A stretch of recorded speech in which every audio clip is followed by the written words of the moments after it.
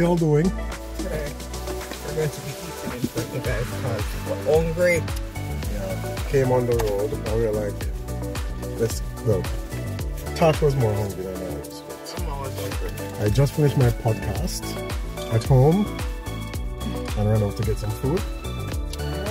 The worst thing, we have food in the fridge. Those of you who don't know, I do a podcast on Facebook, LinkedIn, and YouTube called The Green Lane. It's really good. Sundays at 3 p.m. PST, 6 p.m. Eastern. So, we don't do this a lot because I cook a lot. Yeah. But I've been craving fast food. So we got Popeyes. It's a lot of fries. Fries. That's a lot of fries. I ordered a chicken sandwich. Put some ketchup on top of there. Let me try it. First time I'm trying this. So there's a lot of ketchup. How's it? It's good. Let me taste the chicken. That bread is just pure what is it? Pure gluten. It's a good fast food sandwich. I mean, not like, wow, oh my god. You're not a Popeyes fan anyways. Mary Brown's. Well, we're sitting on the hillside somewhere in White Rock. The view in front of us is really nice. I don't know if I flip the camera view. Not really. It looks different on camera. For us, you're just seeing everything. It's really pretty. Anyways, today I have some good news. So people normally ask us like how they can get a job, how they can apply for a job while living outside of Canada. And you can, but it's kind of tedious because in a lot of cases you have to find someone who's willing to sponsor you and do the LMIA and all these things, right? But we have some good news. Now during COVID, the government, IRCC, immigration came in with a new policy where persons who were stuck in Canada during the pandemic on visitor's visa could apply to change their status so they could switch over.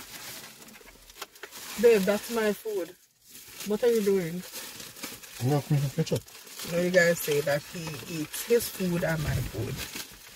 You do the same thing. I don't know. You do the same thing. And tell me my food tastes better than yours. Anyways, so that policy was started during the pandemic. And this week that just finished, they announced that they're going to extend that policy. What it means is that you can come to Canada on a visitor's visa and then jump over or switch or matriculate into work permit. The term is you can change your status. So I put it for you can change your status. Right. So there, as I said before, there was a time when you could not change your status while you're in Canada. Now you can change your status from visitor's visa to work permit. So if you have a visitor's visa for Canada and you're interested in obtaining employment, come on over on your visitor's visa. When you are here, you can apply to change. Of course, there are some steps and we're going to go through that. All right. We're going to take a little break and eat. We're hungry and we can't eat in front of now. Soon come. We're back. It's darker. We're full. We're full. The food was okay. Popeyes, I mean, yeah. Guys, this red beans and rice, don't get it. I saw red beans and rice. I thought, let me try that. No, do not recommend. Not for black people. Not for black people. Anyway, we want to talk to you about a new development. And, you know, we've done immigration videos before. And if you watch them on our channel, you would have noticed if you have gone to the website to check that some things have been updated over the period.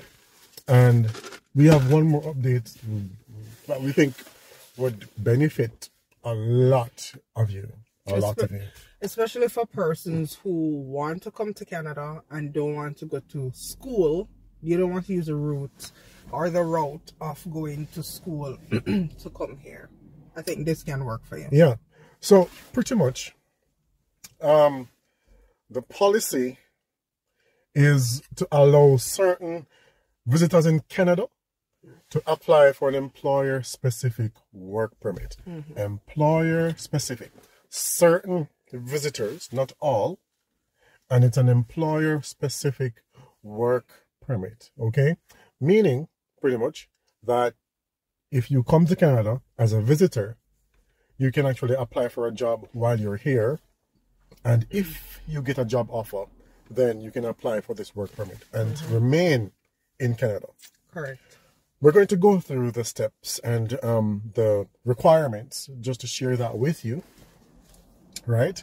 Now, so when he said not all visitors, this will tell you if you are eligible or not as a visitor in Canada. Now, the policy came into effect on August 24, 2020 to facilitate persons who were stuck in Canada because of COVID. If you're in Canada now on a visitor's visa, you have that option to change over, right, to a work permit. Or if you're not, if you arrive in Canada anytime now or February 28th, 2025, you have the option of applying. Or before February 28th. Before, sorry. Right? So this policy has been extended post-COVID, and it goes until, Tasha said, February 28th, 2025. That's pretty much 2 years from now, right? 2 years. So this for the next 2 years, if you come to Canada as a visitor, you can apply to change your status. The objectives of this policy is to permit eligible foreign nationals with valid temporary resident status as visitors to apply for an employer-specific work permit, owing that you get a job offer, right? You have to get a job offer. So you come here, you edit your resume, which is very important. You edit your resume, and don't use one generic resume when you're applying for jobs in Canada, right? It's tempting to just do one resume and apply. You can do one resume if, for example, like my wife, you're a social worker, or you're a nurse, or you're an engineer, and that's all you have done in your career. So you are this social worker. Your resume doesn't have any change in it, right? Because your resume is specific to that career, right? But if you, like me, you have worked in various positions in different companies doing different things, then please tailor your resume for each job. Correct. Especially the skills section. Look at the job description for the job you want to apply for, and then transfer, copy and paste the skills that you have in that job description onto your resume in the skills section. Okay? That's important. There is an apparent labor shortage, and different provinces and different employers treat it differently. Some employers will take the opportunity to scale back, right? Use the workforce they have and save money, right? And then other employers will take the opportunity to employ lower cost labor. Because, for example, in Ontario, the demand for jobs, there's a high competition, so it's higher. So they get a chance to drive down salaries. It's just economics, capitalism.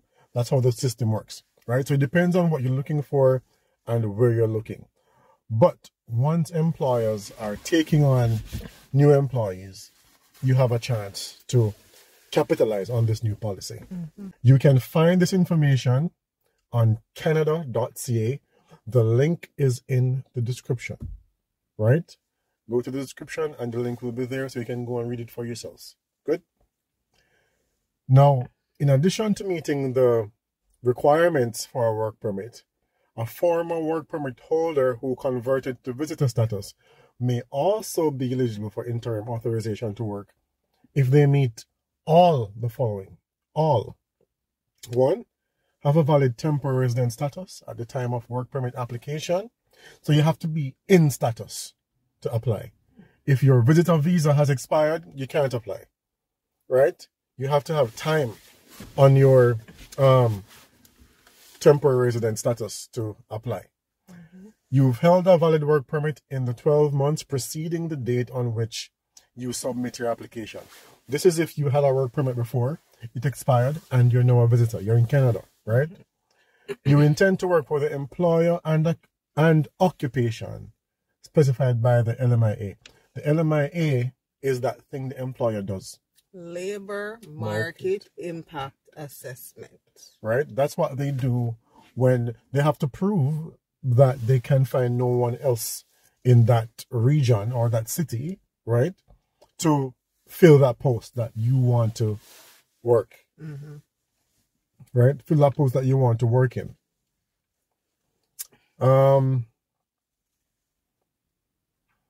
You also have to have applied to the IRCC for the interim authorization to work as per the public policy.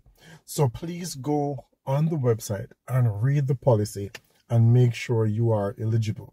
Of course, once you start filling out the questions, the preliminary questions to find out if you are eligible on this website, based on your answers, you will be stopped, or you will see what you are eligible to apply for, right at the end. Okay, so for foreign nationals seeking interim work authorization, interim work authorization isn't automatic, okay?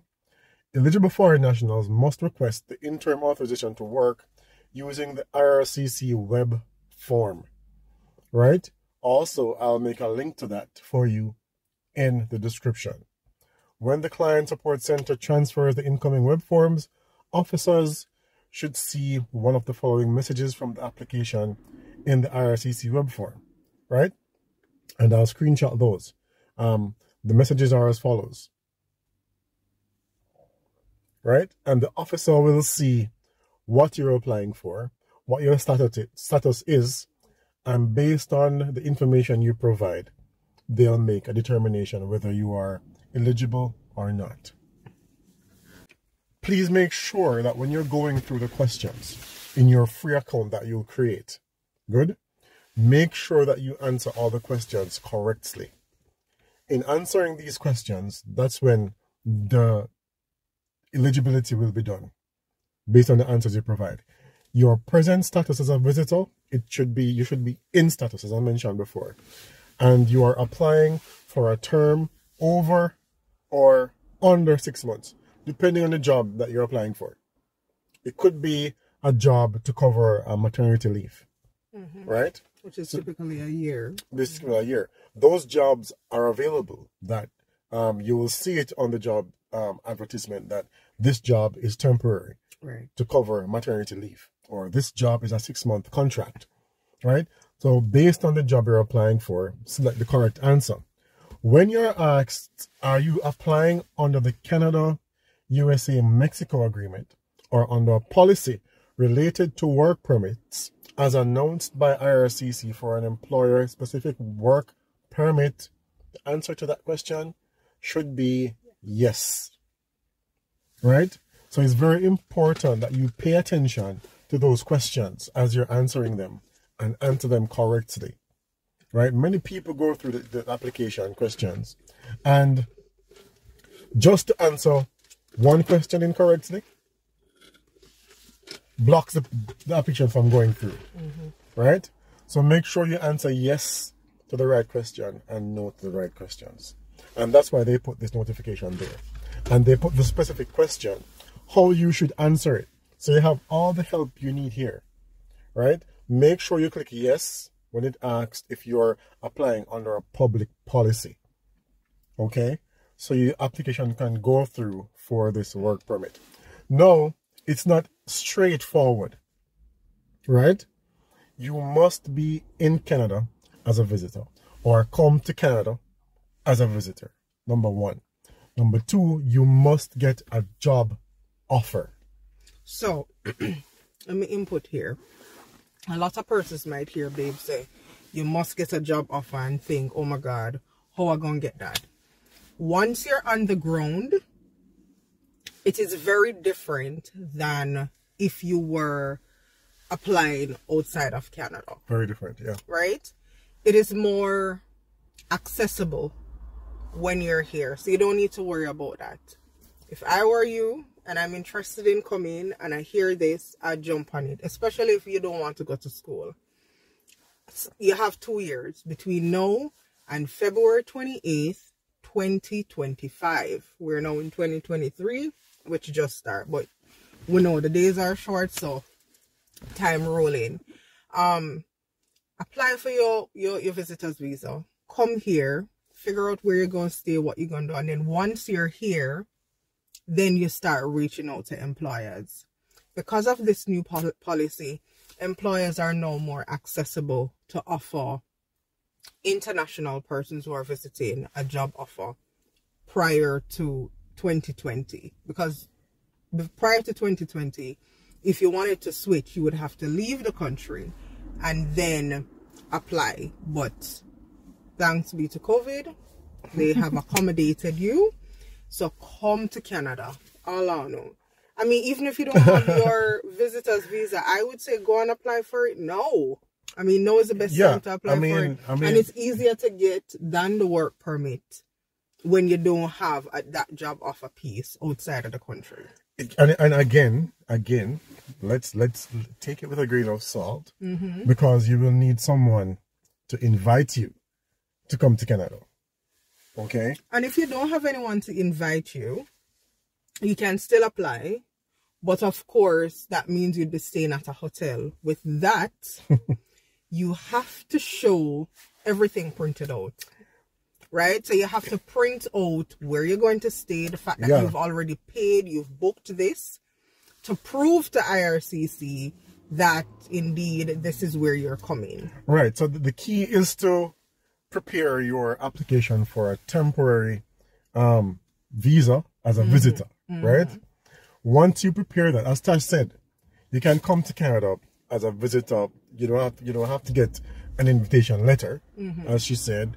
But if you can book a hotel and say you're coming to, visit to take pictures as a normal tourist, right? You visit. And then you have to work out where you're going to stay. Okay? I mean, this depending on, maybe some persons don't have relatives or friends in Canada. Right. For that person, it will be more difficult, right? But you can work around it. If you're savvy enough, you can work around it. Good for those who don't have friends or relatives to stay with a little bit. That is the real kicker for some persons, right? Because after your 5 days at the hotel, then you're going to have to start thinking seriously about accommodation. Okay? So while the policy is in place and it's a easier route, right? That accommodation while you are here, because one of the requirements is that you remain in Canada after you have applied for this permit. Yeah. So you have to be here while it's being processed. So that will take up, that can take 3-4 months. Okay? I think they have the processing time. Yeah, let me see if Tash will pull that up for you and see what the processing time is. But regardless of what the processing time is, you have to think about accommodation for those few weeks while you wait. Okay? So you're going to have to travel to Canada with a certain amount of money to take care of yourself while you remain here. So that's why it said it's for eligible or certain candidates, because not everyone can afford to come to Canada and pay for a hotel or a motel for an extended period of time. Right? So that's the tricky part. If you have someone you can stay with, then so processing time may take, and this is according to Canada.ca, it can take up to 30 business days, or in bracket 6 weeks. Right. So you're looking at a 6 week. So plan for that. If this is the method or this is the path you're taking, come to Canada, I mean, plan for a vacation for 6-7 weeks. She's just saying it like, just plan for a 6-week vacation. If you have a plan to move to Canada, it's also the cheapest way as well, because that's way cheaper. That's true. Than providing proof of funds. That's true. Which you typically need if you're applying for a work permit or a study permit. Anyway. Right. That is true. So funding to come to Canada is crucial. You can't come and not have money. Right? Don't steal. Don't do anything desperate. But plan. This policy will last for 2 years. You have time to plan it. And if you're interested, this is for persons who are interested. Okay? So if you're interested, you can look into it. If you have a friend or relative, perfect. You can tell them what the plan is, and you can come up and you can stay with them for that period until you gain your footing. You can go. But it's good. The only disadvantage here also is it's an employer-specific work permit that you'll get. Meaning, you can't work for any other employer while you're on this permit. You're not permitted. So if you apply for a job at one of the telecommunications companies, like the TELUS, for example, or you apply to Walmart, just to name a company, and you come, you have to work for TELUS. You have to work for Walmart. You can't work for another employer. Okay? So that's the drawback here. That's the drawback with this. Right? Okay. So it's important that you pay attention to this. Okay? Light just gone. But yeah, it's a policy that's open to visitors, and it's a good one for those who are already in Canada, especially, or those who have been planning to come to Canada and you have your visas ready, or you had your Canadian visa all this time and you were trying to get a way to get a job in Canada. You've been looking at it. This is a now you can just get your plans together, get some funds together, and move to Canada. Right? As Tash just pointed out, thankfully, 6 weeks isn't a long time to wait for a work permit. Nope. And again, whatever we tell you, take it with a grain of salt. Please check. Things change all the time, on IRCC. The 6 weeks that I just said, I saw that on canada.ca. Yeah. When you're doing it, do check. And as a matter of fact, when you go into the application process, it will always also tell you how long the processing time will take. And understand that processing times also depend on the volume of applications they have to process. Right. Okay? So if they're getting thousands, and I'm sure they're going to be getting it might take longer than 6 weeks. Okay? So bear that in mind as well as you plan to try this policy if you are interested. The most stressful part of it, to be quite honest, is to look for the right job, find the right employer, and get that job offer. Okay, that's the most stressful part of it. But once you get that job offer, then you can apply for the permit. A friend of mine I was talking to earlier on the podcast, he gave some advice. When you apply for a job, follow up with a phone call. Say you see a particular place you want to apply, you don't see a job posting, you can also call and tell them who you are. You're just trying to find out if they have any job openings, what you have to offer, X, Y, and Z. Do cold callings because you're the ones that's looking for the job. I've done it before a couple of times, and when I call the companies, the person who answers is really nice. Yeah, they're normally very polite. Very receptive. Yeah, very receptive. And I say, oh, okay. And they say, here's the email, and they give you an email address to send your application to. And they might also tell you, okay, send your resume, but also go on the company's website and apply for a specific post. They will tell you that too. Yeah. Okay? But most employers are receptive to cold calling. I've done it try quite a few times, but I've done it for clients. I've never done it for myself.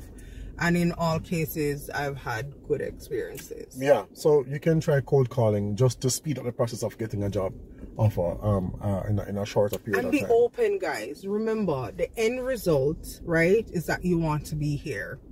So when you're applying for jobs, be open-minded. Don't come with this restricted thought process where I was working in corporate for example, in Jamaica. Yeah. And there's no way I'm taking a job that is not in corporate. If you're coming with that mentality, don't come. Yeah, I mean, it's going to be harder if you have that mentality. I had that mentality when I came. My poor husband. And I learned that that's how it works, right? And I've spoken to persons who I've assisted with their preparation to come to Canada. And people get disheartened sometimes because whichever country you're coming from, you had this wonderful job and it was paying well, and you come to Canada and the job you get, you're underemployed. You're underpaid. Sometimes that's where you have to start here. Sometimes. Other persons will give you their experience and they come to Canada and they just hit the ground running and they get the right job, 6 figures, and they're doing great. Right? It happens like that as well. Depending on the field you're in, just stay right there. That's what I was thinking. Yeah. So, I hope this information helped. Do you have anything else? No, I just got to apply for the thing and come wherever you are. Like the whole of it just link up with Canada. Not really, but I mean, it's a good opportunity. And tell you what, it's a great opportunity. Here's a big plus to coming to Canada. A big plus. What's that? It's right next door to the United States. That's a big plus. So yeah, you can, if you know how to do it, you can get the best of both worlds. That's true. You can live in Canada, but once you become a permanent resident or a citizen, you can do business across the border easily. And you can access certain things in the US. Right? The US for me is like a teenager. Like that freedom, don't care about nothing, is just fun. That's how I feel when I'm in the States. Canada is like my granny house. Like that's literally how it feels. So yeah, it's slower. It's way more quiet. Way slower. Even the driving is slower. So way slower. Be adaptable and open-minded, as Tash mentioned. Right? But if you have children, trust me, you will not regret coming here. But again, a grain of salt, because if you go to Ontario has been found to be quite hard for children of color to settle. It has been proven that the isms, the racisms and discrimination towards black people, surprisingly, because it's the most diverse province, right? Toronto metro area is the most diverse city or development in Canada. Yet it has recorded some of the highest levels of discrimination for various reasons in various pockets, right? So when you're coming with your children, if your child is non-white, put it that way, just be ready to support them when they get to school and all these things if you're coming with children. So it will take some adaptability. It will take time to transition, but this is an opportunity for those who wish to come to this country to settle. Okay? We're going to try and do a video with where you can potentially look for jobs, so you can have that resource as well. Again, guys, thanks for watching. Leave your comments. Let us know if this video was helpful. Share the information with others. Share the video. Share. I can't say that enough. Share the video. And please subscribe. Yes. Subscribe. We're trying to reach 1,000. Okay? We're trying to monetize this thing. We're not going around it. We need your support. Just keep supporting us, and that encourages us to continue. If we don't get the support, we don't see people commenting, liking, sharing the video, we feel like, it's not needed. And remember, tune into my podcast. Babe, I never done talk. The Green Lane.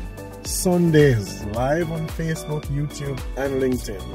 3 p.m. Pacific, 6 p.m. Eastern. It will change a little bit with daylight saving time, but tune in Sundays. Anyways, y'all get the gist. Bye. Take care, guys. Heading home. Peace. Have a great week. Have a great week.